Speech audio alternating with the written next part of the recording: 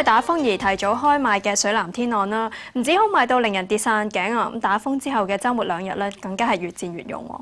即係講都唔信啊！咁喺過去嘅2日啦，賣出咗95伙，咁平均尺價4800蚊，就將一直沉底嘅一手市場帶旺翻添。嗱，連埋之前賣咗嗰百幾個啦，累積賣咗230伙，佔全盤4成4，短短幾日咧套現10億啊，已經達到香港興業全年銷售目標7成半啦。咁投資者用家通殺，咁就佔咗3成咧係長線投資者，咁打算邊收租邊等升值。咁其中有買家啦，開售第1日啦，掃咗3伙，意猶未盡，掃得3間738尺嘅海景單位，合共用咗接近2200萬，自住兼投資，咁似乎睇得幾好喎。嗱，係咪咁好咧就唔知啦。不過咧，水藍天岸致勝之道咧有2個，咁就係先推高層貴嘅特色單位，再推低層平一截嘅分層單位啦，令人感覺咧似係大平賣。咁加上咧即供減5%嘅益用家手法啦，結果就係成功跑出。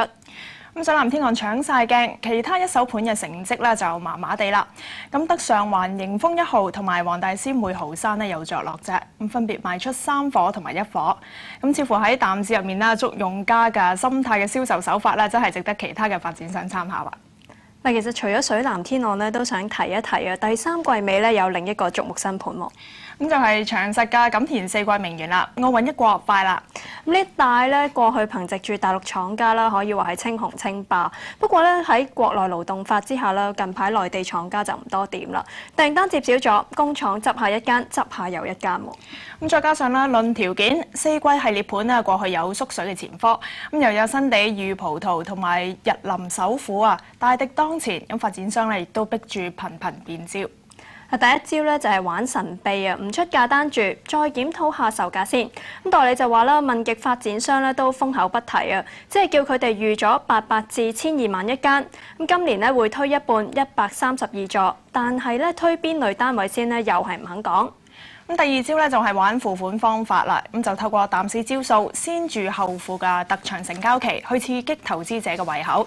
咁呢一招咧喺05年嘅時候，淡市推名門嗰陣咧已經首度登場啦，結果證明係 OK 喎。咁而運用喺屋仔咧都係第一次啫。咁預計最遲可以拖到2010年至上會。咁代價就係加樓價3%，咁就可以打到2年內樓市嘅變化啦。等咗咁耐咧，一手盤就終於起動啦。靜咗好耐嘅二手市場有咩環境先？咁表現啦，仍然係令人失望啊！咁都係靜英英。咁10大藍籌屋苑咧喺過去嘅週末同埋週日，咁只係得23宗成交，咁比上個星期咧輕輕增加咗半成咋。龍頭盤太古城、黃埔花園呢就雙雙捧蛋，香港區咧得返海怡半島叫做有啲睇頭，不過咧都係一隻手數得晒，得3宗啫，尺價5600蚊。咁九龍區嘅表現就仲差啊！美孚新村嘅成交繼續跌，得返2宗，尺價係3750蚊。新界區就好少少，始終咧價錢平，承接力強啲。咁沙田第一城同嘉湖山莊啦，分別開咗5張同8張單，尺價報3900蚊同埋2050蚊。咁代理就將責任啦推俾奧運啊，話個個掛住睇比賽，唔得閒睇樓。咁仲話奧運完，加上暑假尾聲，外遊客翻晒嚟，咁新盤又排住隊出，成交一定升咁話喎。